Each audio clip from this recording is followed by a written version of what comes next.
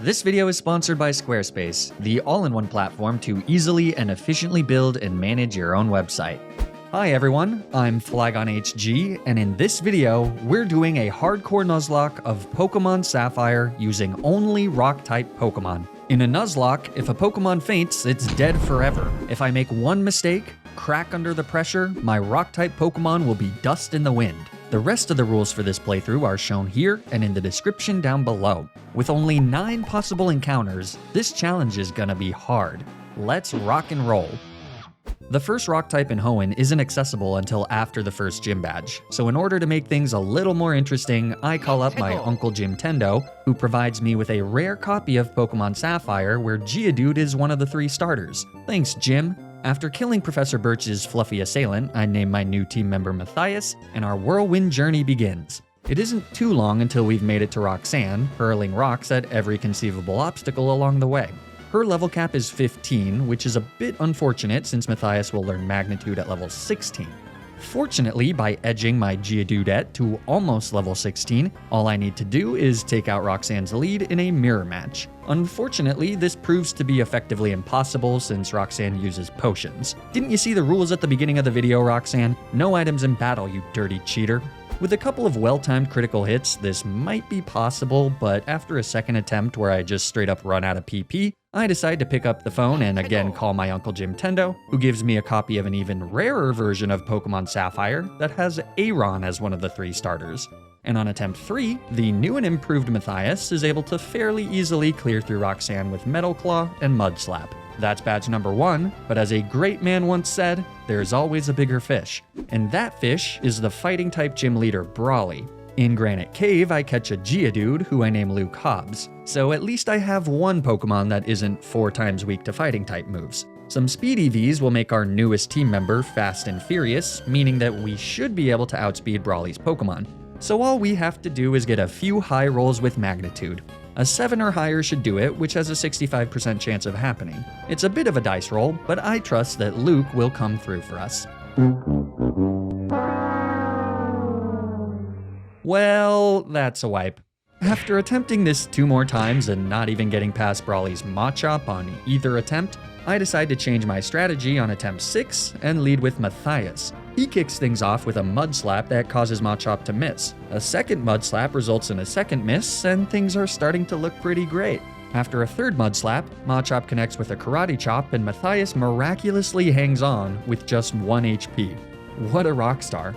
I decide to switch to Luke, who unfortunately still gets nailed with a Karate Chop to the face. Then a Magnitude 7 on the next turn crits and kills Machop, meaning that Matthias' Mud Slap routine was effectively pointless.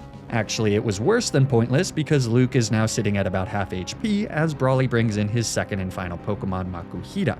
But attempt 6 Luke seems to have his head in the game, as a second Magnitude 7 brings Brawly's chubby toddler into the yellow. A sand attack lowers our accuracy though, so I'm worried that attempt 6 is about to succumb to a bitter dose of irony. But Luke persists and connects with a Magnitude 5, which just barely kills Makuhita, winning us the second gym badge. But we're still not in the clear yet good. Because after delivering Mr. Stone's letter to Steven in Granite Cave, it's back to the mainland to face off against our rival May on Route 110. She has a Wailmer, a Shroomish, and a Double Kickin' Chicken, all 3 of which threaten my rock types for super effective damage. This is gonna be kind of a crapshoot. May leads with her Wailmer, and I lead with Matthias. She outspeeds and hits us with a Growl, letting me get off an 80% accurate Rock Tomb that gives my little Pebble the speed advantage. Another Rock Tomb won't get the kill, so I go for a Headbutt flinch. I don't get it, but Matthias still manages to survive a Water Gun, so a second Headbutt finishes off May's Whale.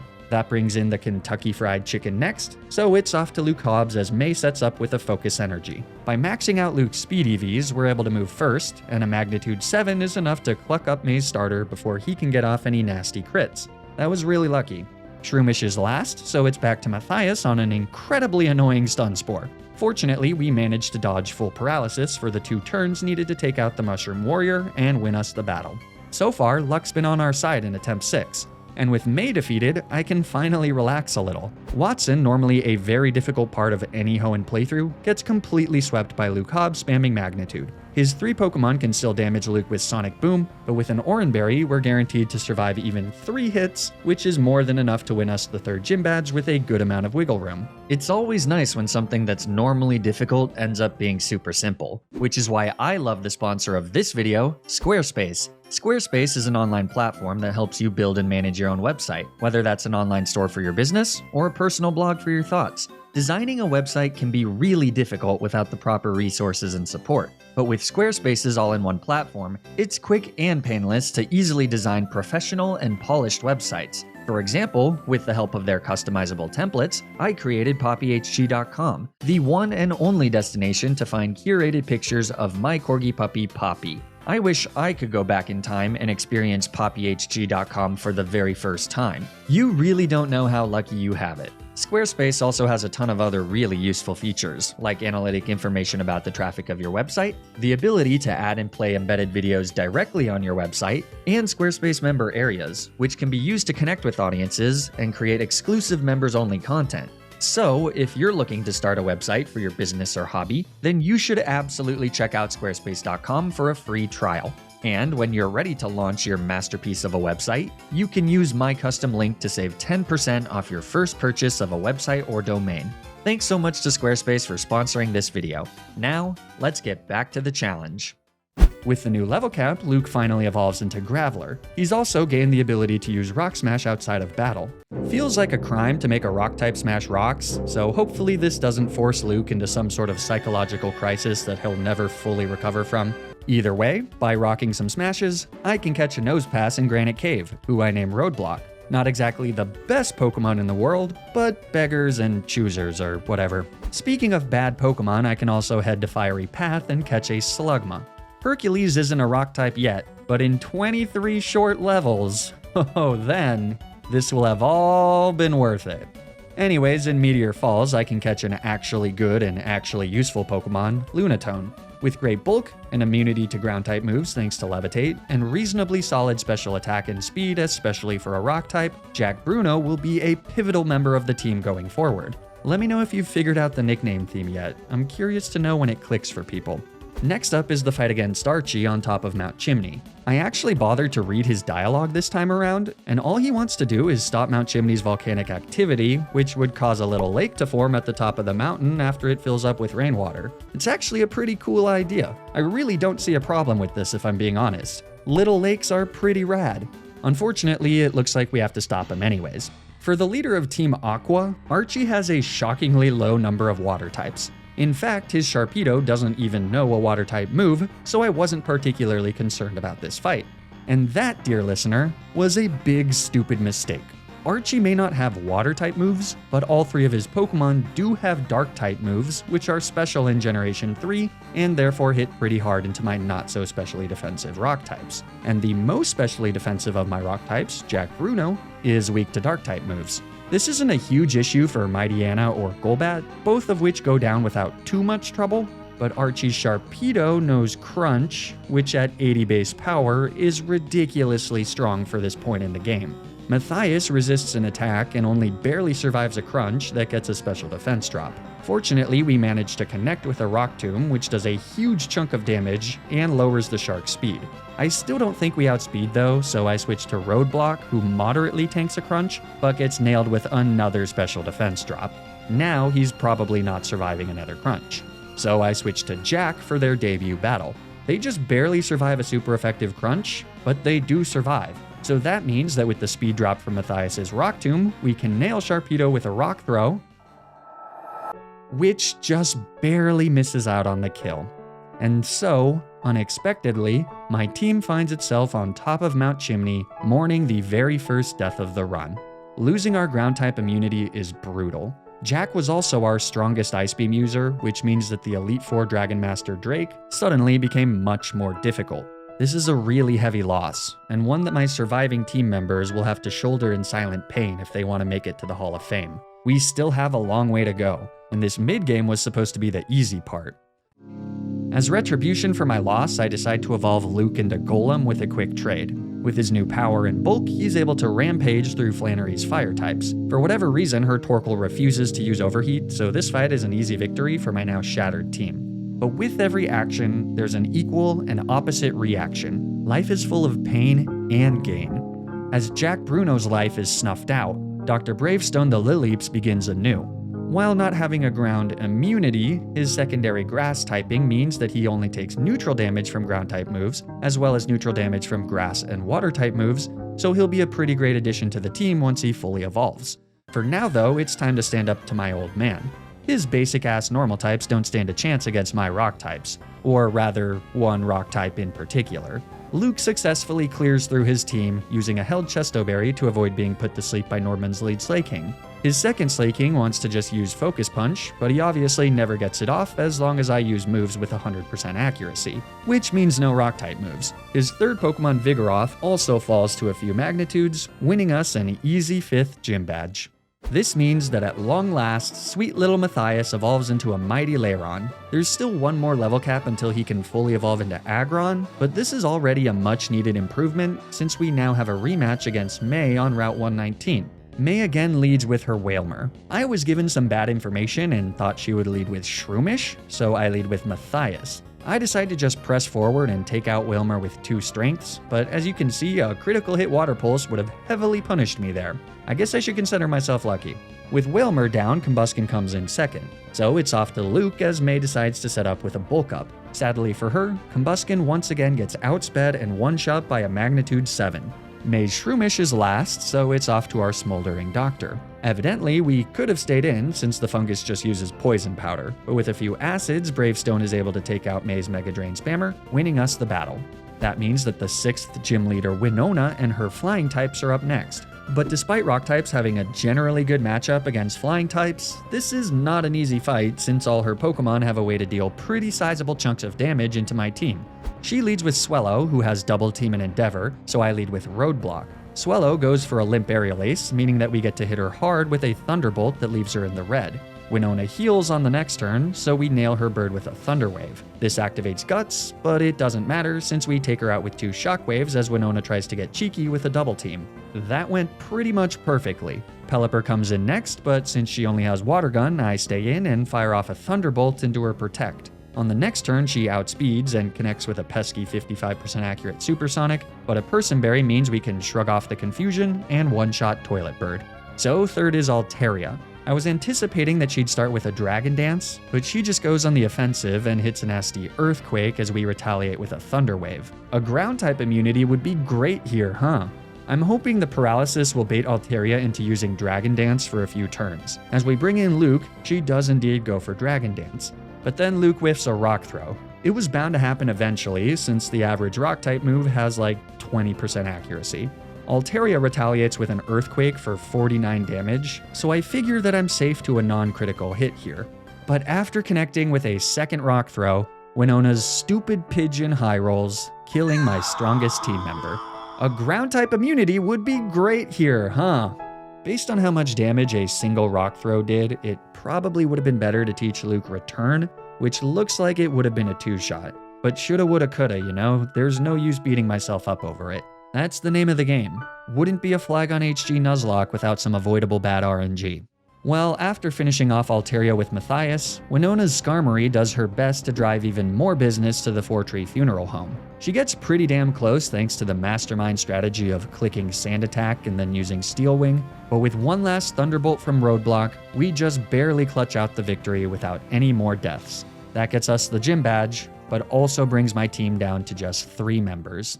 From the ashes of this tragedy, though, rises the hero that my team doesn't deserve and also doesn't really need. Hercules, who's finally evolved into a Rock-type Macargo at level 38. You know, it just goes to show you that if you put in the hard work with enough patience, even the weakest of Pokemon like Slugma will evolve into a slightly less weak Pokemon. Welcome to the squad, Hercules. You've got some big shoes to fill. I also head into the Safari Zone and catch a Rhyhorn who I name Kingman. Although Diet Golem does evolve at the level cap, I'm actually going to delay his evolution until he learns Earthquake at level 52. However, I do evolve Bravestone into Cradily, who has finally learned a semi-decent Grass-type move with the help of the Giga Drain TM. Cradyly's Generation 3 level-up moveset might be one of the worst level-up movesets I've ever seen. I also head to Evergrande City and fish up a Corsola named Maui. And then, finally Matthias has managed to live long enough to evolve into an Aggron, meaning that at long last, my team is looking pretty intimidating. Tate and Liza don't stand a chance. Their Solrock and Lunatone are no match for my now fully evolved combo of Bravestone and Matthias. Their Lunatone sets up a light screen, their Solrock hits a rinky-dink Psychic, and then the combination of Metal Claw and Giga Drain kills the more physical of their two Pokemon. On the next turn, Lunatone goes for Hypnosis onto Bravestone, which is cured by a Chesto Berry because predicted, sucker, and then a second combo of Metal Claw and Giga Drain wins us the 7th Gym Badge. This means that I can head to the bottom of the ocean and find the last encounter of the run, a Relicanth. One Master Ball later, and the ancient fish is mine. Welcome to the team, Teth Adam. Thank you for having the ability Swift Swim. But I'm actually getting ahead of myself because next up is a rematch against Archie. This battle is much easier than the previous one though, because his Sharpedo no longer knows Crunch. This is just a sad result of most Gen 3 trainers having their level up movesets. Instead of the fiasco on top of Mount Chimney, Matthias is able to easily solo Archie's 3 Pokemon. Consider that justice for Jack. May their memory light us through the darkness of what awaits us in the endgame. Before continuing with our challenge though, we need to clean up Archie's mistake and tame the mighty Kyogre, lest all of Hoenn gets drowned by a biblical flood. Without the Master Ball, trying to catch Kyogre would be pretty risky, and my rock types aren't exactly well suited to kill this sea beast either. Fortunately, I have a plan, a game plan, and I know just the slug to execute it.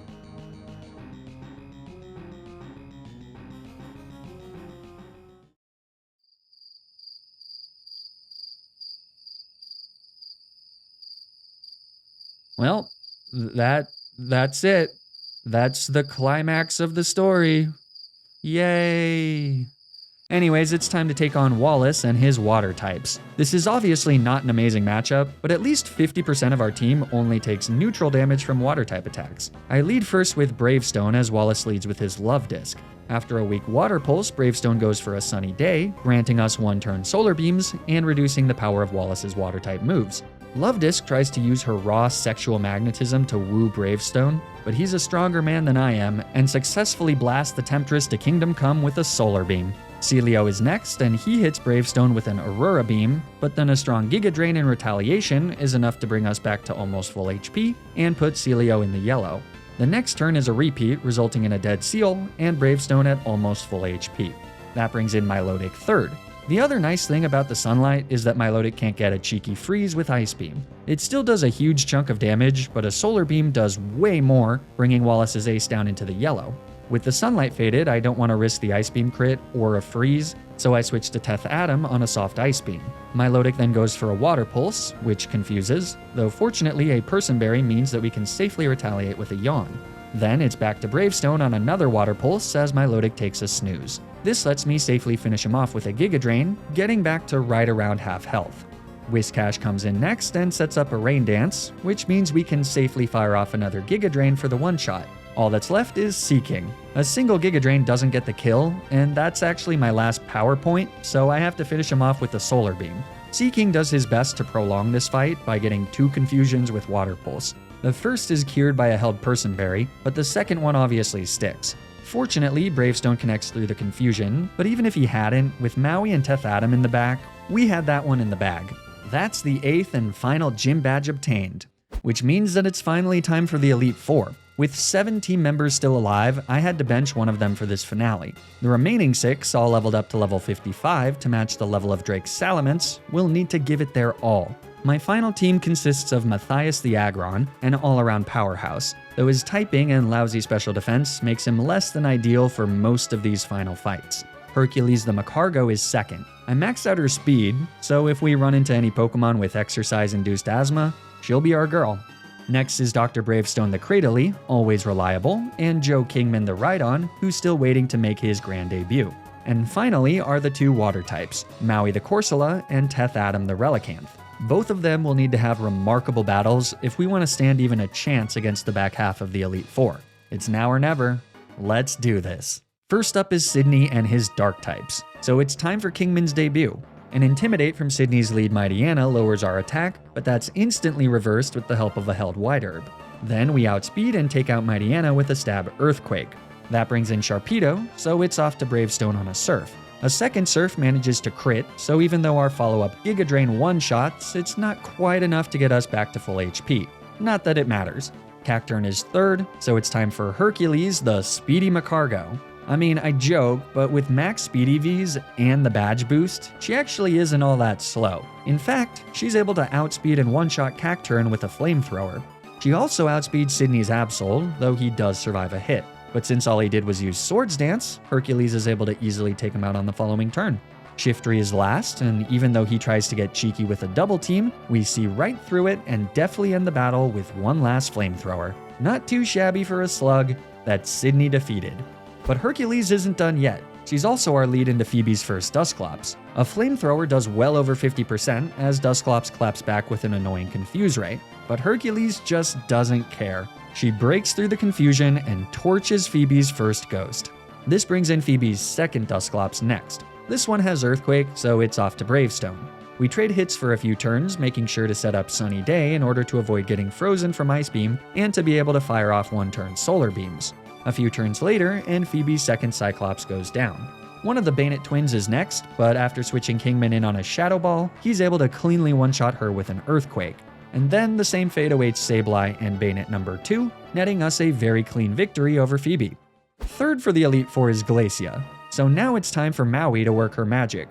She knows Calm Mind to boost her special attack and special defense. This means that after a few boosts, Maui is able to easily survive anything that Glacia's ice types can throw her way. I just have to be patient and make sure to stay healthy with Recover so that we aren't at risk to getting killed by a critical hit. As long as Maui stays at relatively full HP, even Glacia's Wall Rain with Surf isn't able to knock her out. By the time we've taken out her lead Glalie, we've gotten off 6 Calm Minds, and Maui is at relatively full HP. Things are looking pretty good as Celio comes in next. But then, the RNG devil himself decides to rear his ugly head and make this the most painstakingly brutal battle I've ever experienced. It all starts with a paralysis from Body Slam. This single paralysis, followed by 2 turns of full paralysis, embarks Maui and I on a comically ridiculous journey through the land of bullshit. I really don't want to risk getting fully paralyzed against Glacia's Wall Rain. Fortunately, Maui has Natural Cure, which means that I can cure her paralysis by switching her out.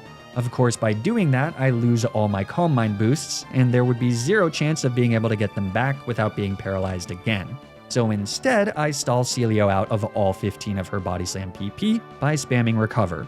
5 full minutes later, and I can now switch to Bravestone on an Ice Ball, and then back to Maui, whose paralysis is now gone. As I start building up Calm Minds and staying healthy with Recover, Ice Ball eventually misses before it gets so powerful that a critical hit would potentially cleanly wipe me out. So, after a few more Calm Minds, Celio goes down to a Psychic, and as the battle timer ticks past the 14-minute mark, we seem to be back on track. But then Glacia's second Celio comes in, and the torture continues. I go for a Calm Mind, which is kinda greedy, but I was expecting Celio to just go for a dive here. Instead, after she sets up Hail, she goes for a Blizzard, which freezes. Maui then proceeds to stay frozen for 8 turns in a row. The fact that freeze can theoretically last forever is unbelievably stupid. I really hate this status condition.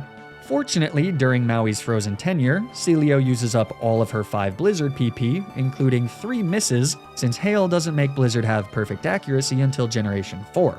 That does even the RNG scales a little bit, but I'm still pretty tilted at this point. With Maui at below half health, I decide to switch out to Tef Adam to heal Maui's freeze. Then it's back to Maui as we set up Calm Minds for the 3rd time in this battle.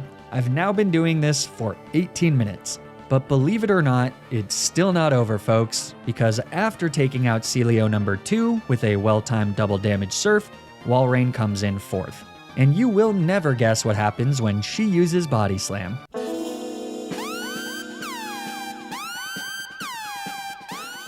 Did you guess a 30% paralysis into a 25% full paralysis?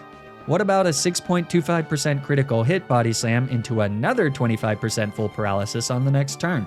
This is actually ridiculous, but since Wall Rain is just going for Body Slam instead of Surf, Maui is more or less safely able to eventually take her out with 2 psychics. Glacia's last Glalie is also kind enough to go down in just 1 turn, which finally ends our Nightmare Odyssey just shy of the 25-minute mark. This is a great lesson on the downsides of using stall and setup strategies. The longer you stay in for a battle, the more you expose yourself to mountains and mountains of bullshit. If Maui hadn't had Natural Cure here, we would have been done for.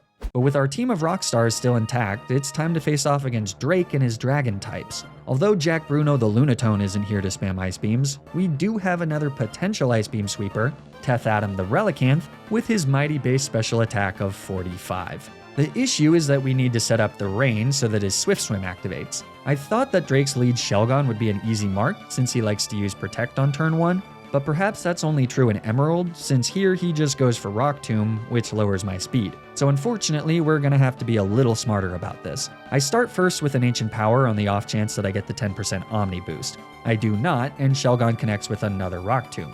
Then it's a switch to the fastest mollusk in the West, who moderately tanks a Dragon Claw. The Speed Demon fires off a Yawn before tanking another Rock Tomb. 3 Rock Tomb connects in a row, couldn't be me. But whatever. I switch back to Teth Adam on a Dragon Claw, which is perfectly timed with the end of Rain and with Shelgon taking a snooze. So this now lets Teth safely set up another Rain Dance, and then finish off Shelgon with an Ice Beam on the following turn. This then gives me 3 turns of Rain to outspeed and one-shot Drake's 2 Flygons and his 1 Altaria. I was kinda hoping that Salamence would be one of the 3 Pokemon we could take out before the Rain expires, but now that we're not outspeeding, a Dragon Claw will probably kill Teth. So I switched to Matthias on said Dragon Claw, which does a solid chunk of damage despite our resistance. Then I switched to Maui on the baited Flamethrower. So all that's left to do is tank a Dragon Claw which will never kill, and finish off Drake's final Pokemon with a single Ice Beam. That's the Elite Four defeated, which means that we've made it to the champion fight. One last battle stands between us and the Hall of Fame. Steven's Steel types are a really scary final threat though. His Metagross alone is able to hit every single one of my Pokemon for super effective damage thanks to the combination of Meteor Mash and Earthquake. It's clear that victory is going to require some sacrifices. We all know what we have to do, so let's do it. Steven leads with Skarmory and I lead with Hercules. Unfortunately, she's not quite speedy enough to outspeed the Steel Wing Terror, so he gets off his spikes before we get the one shot with Flamethrower. Those spikes are not exactly ideal. Armaldo comes in next, so I switch to Teth on a Water Pulse that graciously doesn't induce confusion. On the next turn, I set up Rain Dance as Armaldo goes for Ancient Power, which again graciously doesn't give him the Omni boost. I'm really playing with fire here, but I don't have any other options. With the Rain boost, a Surf one-shots Armaldo, bringing in Steven's Aggron third. So naturally, a Rain-boosted Surf drowns his Titan, granting me a quick 6-3 lead. Claydol comes in fourth, so now it's time to put my fishy friend to the test. I fire off a Surf, which leaves Claydol with the sliveriest of slivers, letting them fire off an Earthquake that fortunately fails to land a critical hit. Steven heals, granting Teth one more chance at a rain-boosted one-shot. This time he gets it, and Claydol falls. Cradily is fifth though, so now it's finally time for Teth to rest. Bravestone can win this mirror match for sure, but we can't afford to come in on a critical hit Giga Drain. So, with a heavy heart, I watch Teth Adam fall. Thank you for your sacrifice, buddy. You changed the hierarchy of power in the DC universe forever. Now it's time for Bravestone to do his thing. Steven's Cradily starts going for Ancient Power, which means that I'm once again praying that Ancient Power doesn't give him an Omni boost. On the first turn it doesn't, and we connect with a Toxic. On the second turn, it also doesn't, so we're free to hit a soft Giga Drain, gaining back some HP.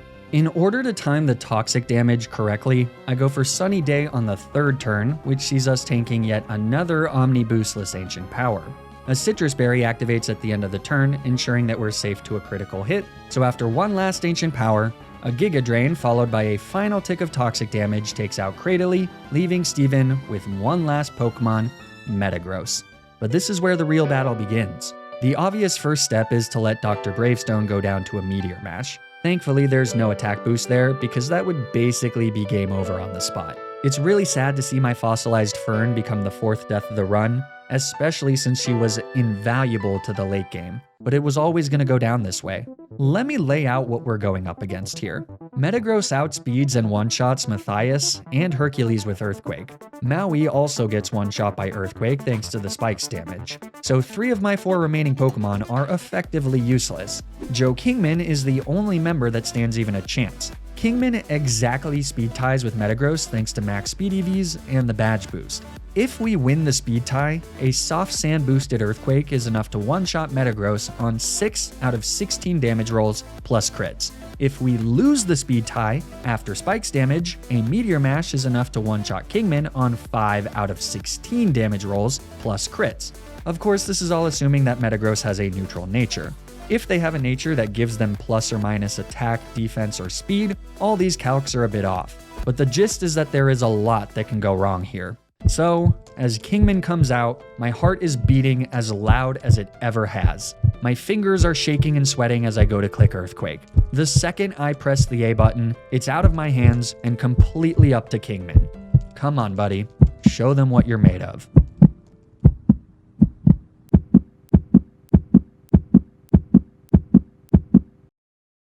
Can you smell what the rock is cooking?